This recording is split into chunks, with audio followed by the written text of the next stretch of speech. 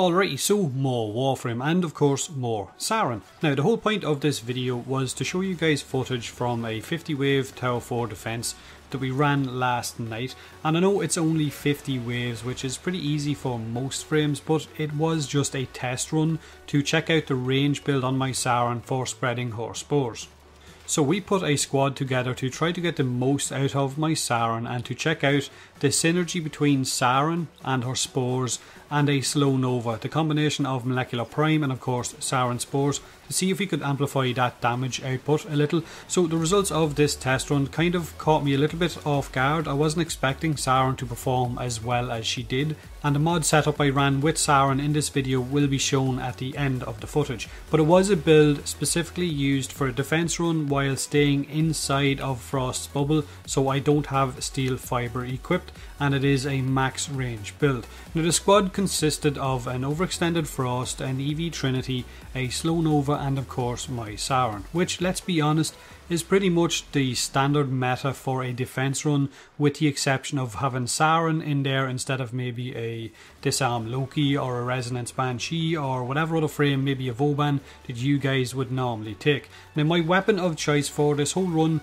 was a 2-formed Kunai Prime built for gas and concealed explosive, which worked amazingly. Now I also had my Sancti Tigris, which I used in between when I ran out of ammo, but it kills things really easy anyway. So just to clarify, this isn't me boasting and saying, oh look how good Saryn is now, get good or whatever. It's basically just me trying to show you guys that now you need to change your playstyle completely to get the most out of Saryn.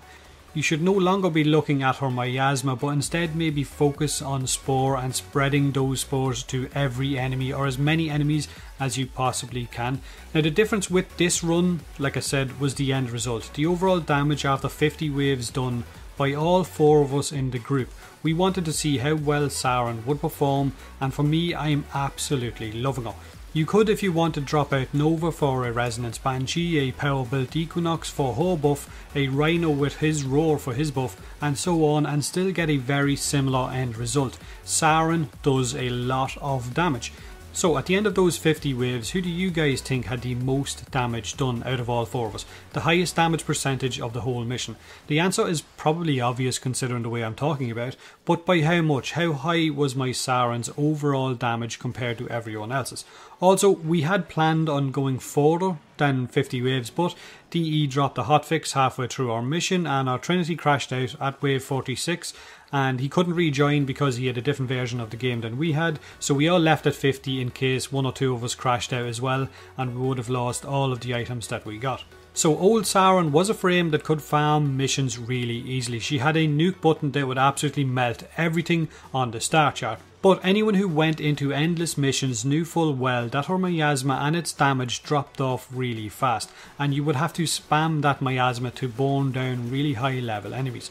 That's no longer the case, and in my last video I mentioned that I actually thought Saryn now scaled better damage wise, which made her a lot more viable for endless mission, and if I'm being honest, she brings a lot more to a squad composition now than she did before. But my main issue was with her energy cost for her abilities, and although they've kind of tweaked down the energy cost when casting Spore on top of her Molt, I still feel that maybe Toxic Lash and Molt could be a little bit cheaper as well, but it is a lot better now with that reduction in energy cost than it was before. So one of the ways that I've been looking at Saryn is kind of like this. Imagine that we were told by Digital Extremes that Warframe was getting a new support frame. One that could put a viral proc on all enemies in your Void mission. All of them in one go with the right build. A debuff that would reduce your enemy's health by 50%, while at the same time, if you and your squad had a max corrosive rejection on as well, your enemies are now stripped of armor, stripped of health, and are stupidly easy to kill. How well would the Warframe community and the forums and the Reddit have reacted to that kind of news, that a new Warframe was coming that had that kind of debuff potential? I'd imagine the cries of it being overpowered and excitement would have followed that kind of news, but instead of giving us a new frame, they gave Saryn those very same debuffs. Because for me now, that's the way I'm looking at Saryn. She is much more of a support frame that deals high amounts of damage than she is an actual one button nuke frame. And don't get me wrong, if you're still missing the miasma of old and hate her now, then I respect that as well. I'm not going to think any less of someone just because they have a difference of opinion. But as of right now, Saryn, when modded for high amounts of range, can put her spores on the whole room of a tower 4 defense with 1 or 2 casts. Add the fact that she can amplify her miasma's damage because of these buffs, use weapons that can spread toxin as well, and her damage is increased even more. Triple damage for her miasma if enemies are affected by viral and toxin. That is damn powerful when you actually think about it, but I'm getting a little bit sidetracked. I will leave you guys with some of the footage. Check out the spore spreading and the viral procs ticking away. It actually affected my frame rate at times as well because there was so many numbers popping up on the screen.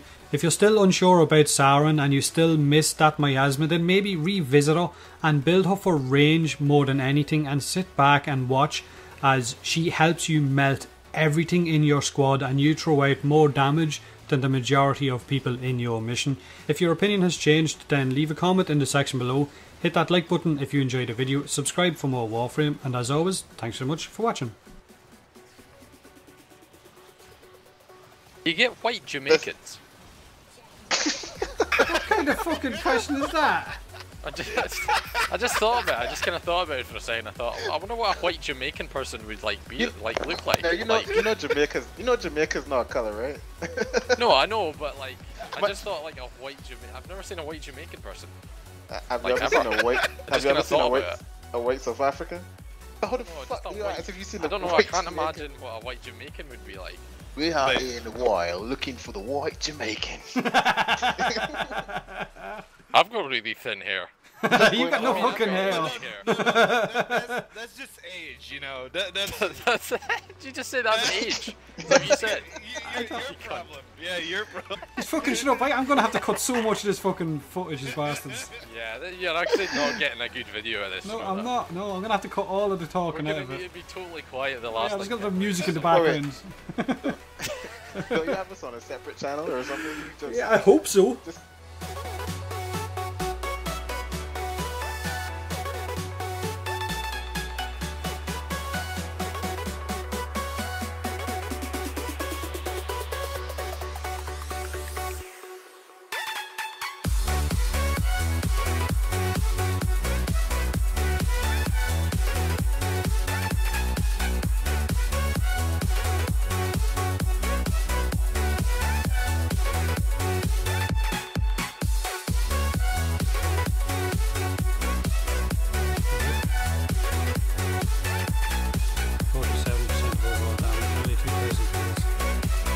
Curious if you're gonna show some of our conversation in your video.